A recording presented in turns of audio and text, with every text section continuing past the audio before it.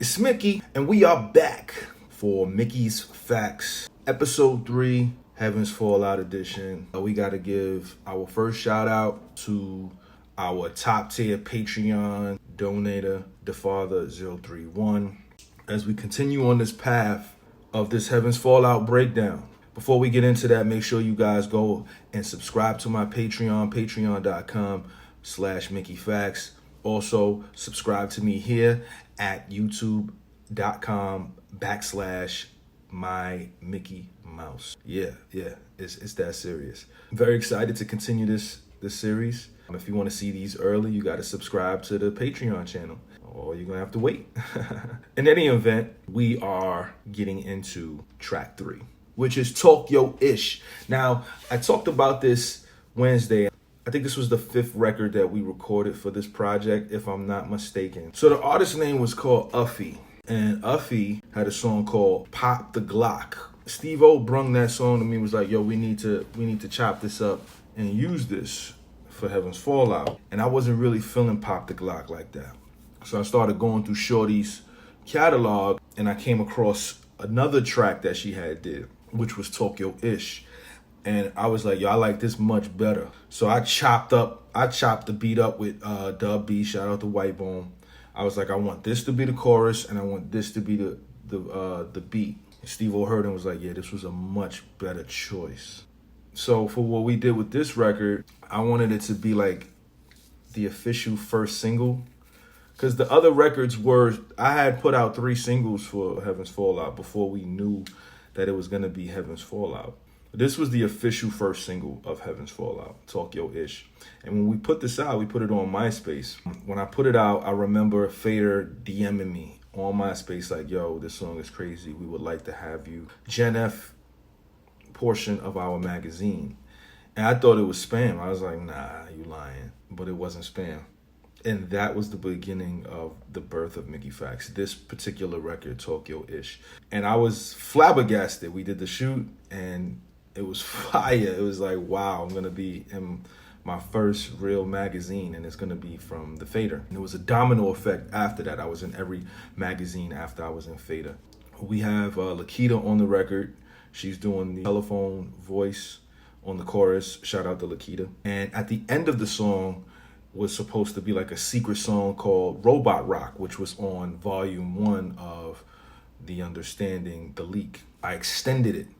So we cut that short because of the Beanie Siegel freestyle going at Jadakiss, and we had Steve-O talking crazy on that joint, and we sampled Daft Punk on that record. So this is a 5-minute joint, so we're going to go through it, and we're going to see what it is. Let's do this.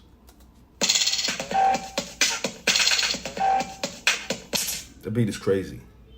Beat is crazy. Check out the life of Mickey Factz, the one and only who kicked these rats. Salvatore scarf with the knit up at Salvatore Ferragamo scarf. We was talking about that in 07. I won't even make a mind. Atheist, I ain't the faithful kind. Atheist, I ain't the faithful kind. It'll make you blind. Make me blind. I used to do a lot of those high-pitched vocals back in 07. I thought it would bring the record more color. So you'll hear a lot of that here on Heaven's Fallout. Crazy blind. Now pardon me as I say my line. Go ahead. I don't remember if Lakita came to the studio to do this or she did it over the phone. I think that was something that she did on In Search of the NERD. I think she did that one over the phone. I think this one, she actually may have driven to Whitebone's house and recorded this there.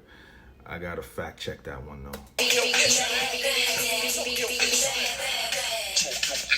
I'm talking to a hot chick on my sidekick 4. At this time, it was only a sidekick 3 out. Might have only been a 2. I don't even know. Get on, and I got Marty McFly kicks on. Yeah, and this was like the Marty McFly kicks wasn't a thing in 07. So when I was talking about them, like I actually had them, I did not have them. It was a big kind of deal when I said this on the record. Yes, I'm the hottest. I got the gold touch like Midas. So when I roll up, it's silence. I was doing a lot of patterns. So roll up, silence, gold touch, Midas, air sick, classic. It was like I was doing a lot of patterns. K1 Attack hinges on the roof. K1 Attack was a specially designed car by some guys from upstate, and they let me use it for the flashback photo shoot. So I always said when I get some money, I'm gonna buy a K1 Attack. I ain't gonna get no Lamborghini or nothing like that. But I don't think they kept making them. I think that was just like a one-on-one prototype car. But yeah, I always mention K1 Attack, and I even did a song called K1 Attack.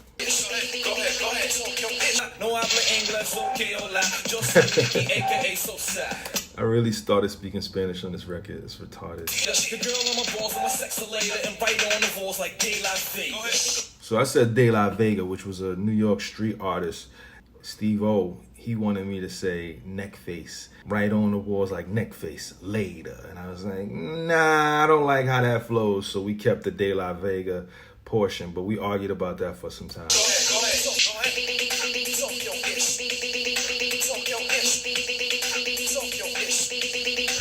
This record really hit hard. I knew it was going to hit hard in the downtown scene in New York City because this is what the kind of music that they were beginning to start playing, and I was making the soundtrack for that.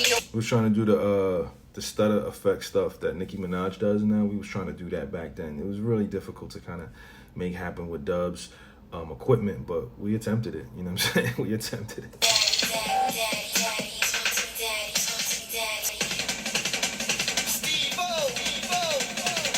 Yeah, Jumanji. We used to say all the wild words. Everything that was a wild word, we tried to say it. So Jumanji, Uber, Jambalaya, Guggenheim, Konnichiwa, all of that. We were saying all of that and trying to make it our own slang. When you see me, this is what you expect. Ketchup-colored chain, mustard baguettes. Ketchup-colored chain, mustard baguettes. So that would probably be red chain. Mickey, you was wildin'. I used to wear Prada frames all the time. That was the only frames I wore for a very long time. That was like my signature frame.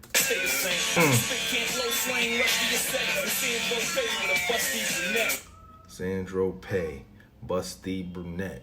That pattern, I was into patterns back then. Now, who out of this, please? Soundtrack for 2016. Soundtrack for 2016, and then The Achievement finally came out in 2000.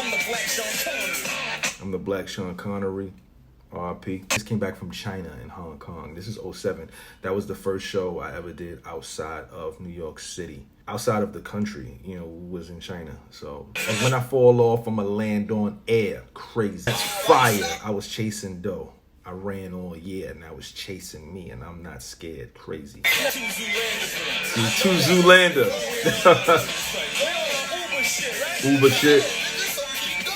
Before the company. Yeah, that's Tokyo-ish / Robot Rock. That was a crazy record for me back in those times.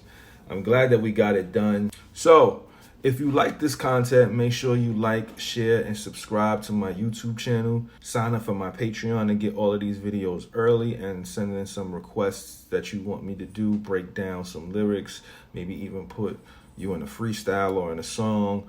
We do things like that over here. You know what I'm saying? At the Mickey Factz channel. Definitely leave a like and a comment. Tell me what you thought about this song when you first heard it for the first time.